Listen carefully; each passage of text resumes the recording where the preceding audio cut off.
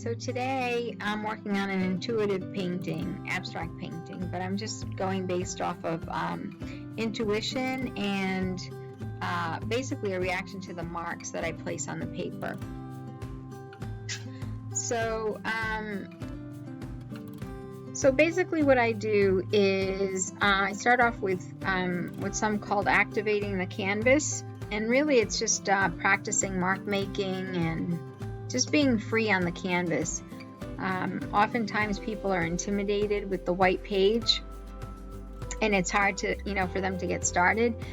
But for me, this is actually the more fun part of the painting process, because you're not really looking for results right now. You're just looking to free yourself and to just, look out for what comes out. And at this stage, it can actually be quite meditative, although I find most of the painting process quite meditative and relaxing, until the very end, where I start to get a little bit more precious about my decisions.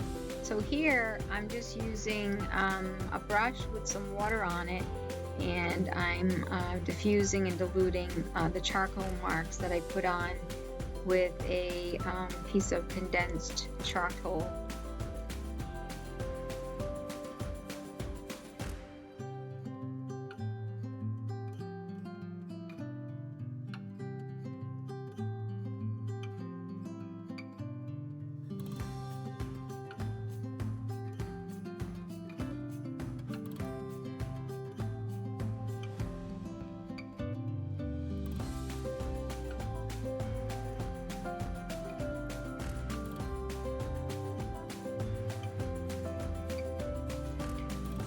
Then I'm going to start to build up the layers, and you'll be watching me use something called a brayer, which helps you to spread paint just haphazardly and in different directions.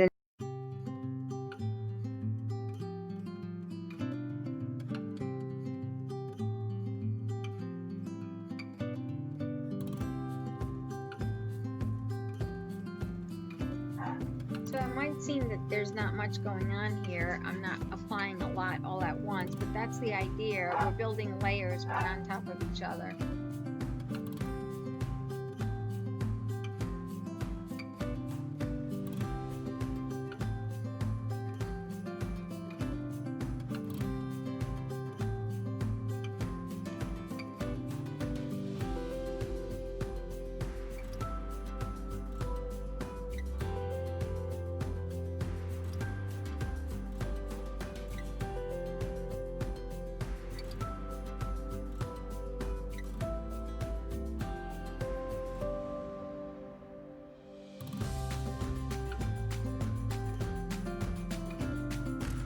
So what keeps things interesting is adding a variety of textures, a variety of colors, and several different layers.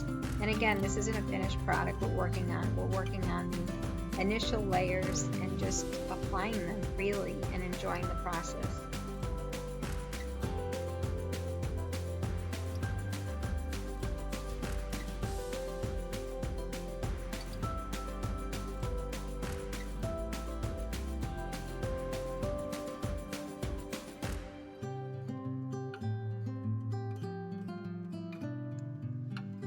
Another way of adding different textures to the painting is using a palette knife.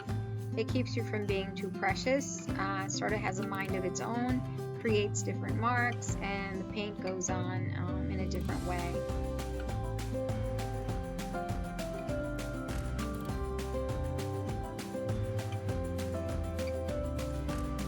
Some of what motivates me to paint is just the color itself. Just look at this gorgeous blue, bluish purple color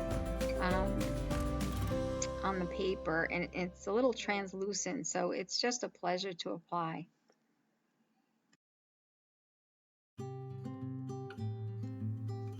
Color can be very healing, and depending on who you are, we resonate with different shades and different colors.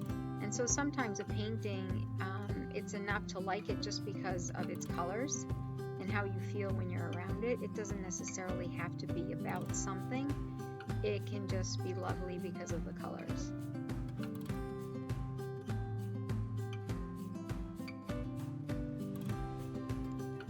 So what I'm doing here is I'm using a tool that's normally used for sculpting, and I'm scraping through some of the paint, the wet paint. I can also scrape through some of the dry paint. It creates a different effect.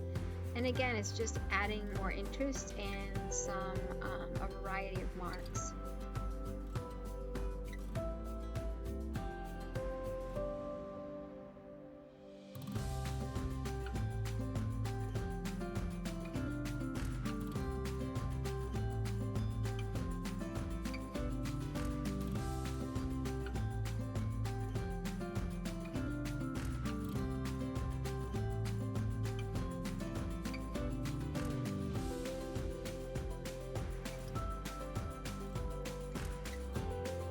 At this point, I think I have enough textured variety down on the paper, so I decided to start with a brush and create some brush strokes.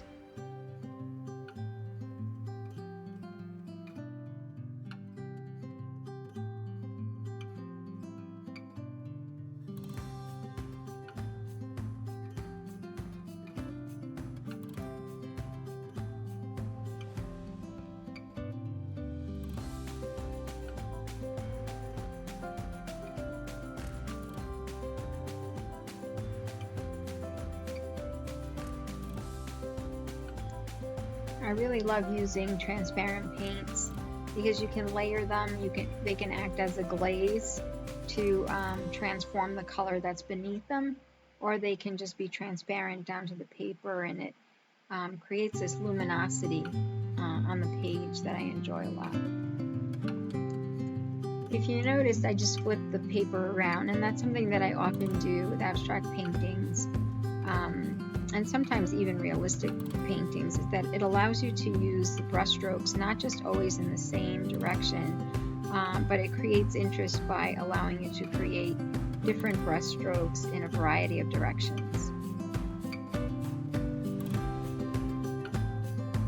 So now I'm beginning to think about what I have on the page already. Do I have enough saturated colors versus unsaturated colors? Do I have enough lights versus darks? Do I have a variety of shapes? And I'm deciding, what direction do I want to take it at this point. So here I'm going to switch out and start using some crayons. They're water-soluble crayons by a company called Caran d'Ache. And again, that just creates a different mark on the paper, a different texture of the paint, and all of that variety can sometimes be chaotic, but sometimes it can be interesting, and really that's all in the eye of the beholder, right? So it's up to you to decide what you think is too chaotic and what you think is interesting. So for me, there was a lot of color on the page already, and I felt that it needed some whites to kind of brighten things up a little bit, break things up a little. And at this point, I decided to stop with the brushes and the marks that I intend to put on the paper. And so when I do that, a good way to do that is to use saran wrap.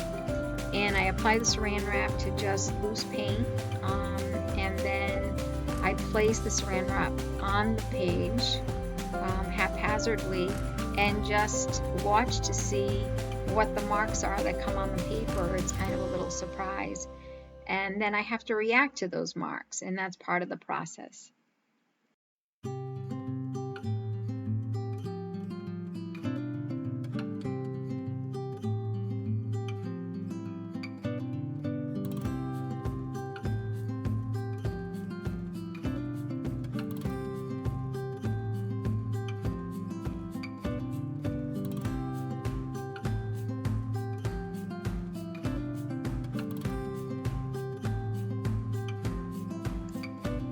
It's a constant back and forth between different tools, whether they be brushes or scrapers, or carving tools or paper towels. It's just really a reaction to what's already on the page and how I feel the composition is coming along and what I think it needs.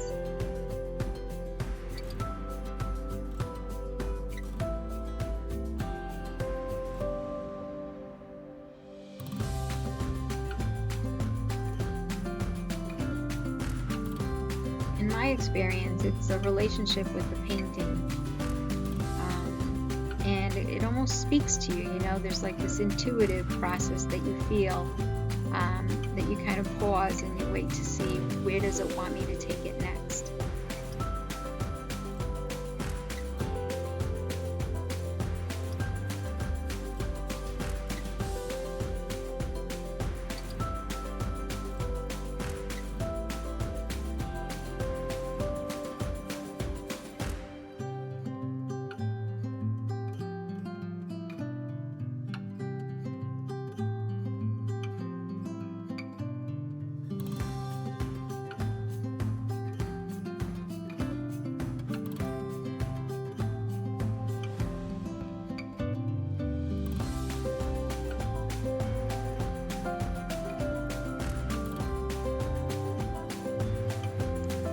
I'm a big fan of asemic writing, which means basically you just are creating script that doesn't necessarily refer to any letter whatsoever. It's more about the form of the and the impression that it leaves on the page, and Surreal Wrap is a great way to do that, to apply it to the paper. It's almost as if we're leaving some little secret messages on the painting, and some of them do get covered up eventually, but you know, I know they're there.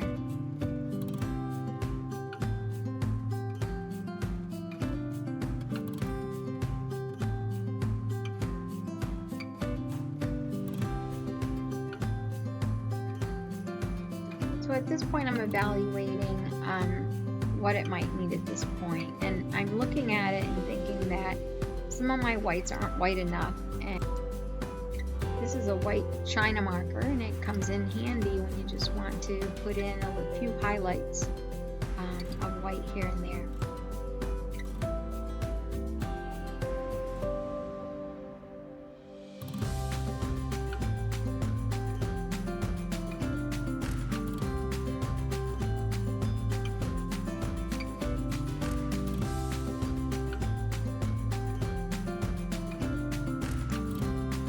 So what I'm doing here is using an art blow dryer to actually not dry up the paint, which I do use it for that sometimes, but to soften up the wax so that I can smudge it and make it look a little bit more, I don't know, like wispy, like clouds, you know?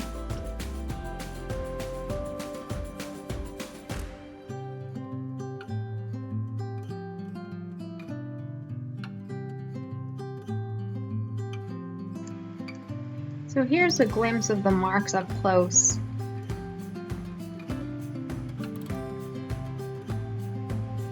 I'll still have a few more tweaks to make before this painting is finished. But I hope you enjoyed watching me, you know, and the process that I take in creating an abstract painting.